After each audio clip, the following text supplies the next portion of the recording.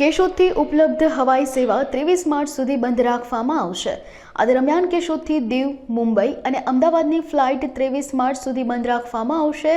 તેમજ એરલાઇન્સના પ્લેનમાં ટેકનિકલ ખામી સર્જાતા છેલ્લા 1 મહિનામાં 9 વખત ફ્લાઇટ કેન્સલ થઈ હોવાના આક્ષેપો કરવામાં આવ્યા છે। આ ઉપરાંત પ્લેનના એન્જિનમાં ખામી સર્જાતા એરલાઇન્સ દ્વારા રિપેરિંગની કામગીરી કરવામાં આવી રહી છે, ત્યારે क्षतियों दूर करवा मांग उठी है। मेरा नाम शफीक शाह, एयरपोर्ट डायरेक्टर केशोद हूँ और पिछले दिनों एयरलाइंस एयर की जो सर्विस है काफ़ी बाधित रही, काफ़ी डिस्टर्ब रही।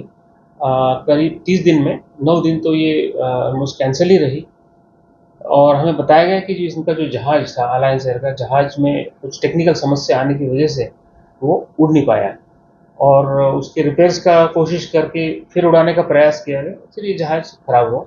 अभी ऐसा बताया गया है एयरलाइंस एयर की तरफ से कि उनकी इंजन की समस्या है और उसको इंजन पर कुछ काम हो रहा है।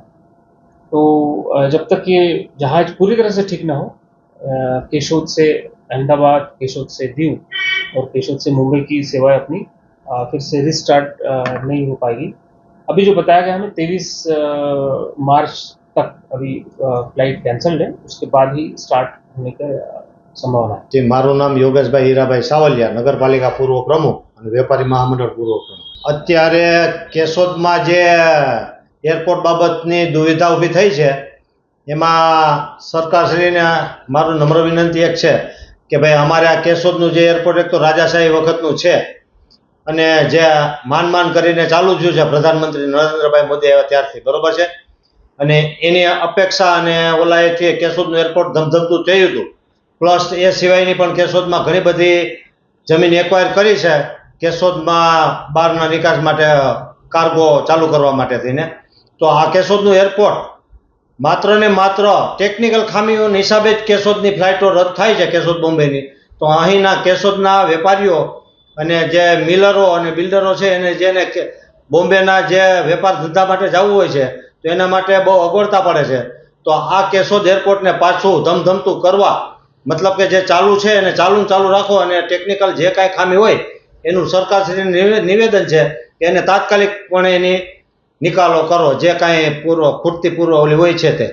અને બીજું એ કે આ જે ફ્લાઇટો છે એ આવતા સમયમાં આ વેકેશન ગાળો આવે છે અને અહીંથી ટુરિઝમો પણ બહુ મળે છે।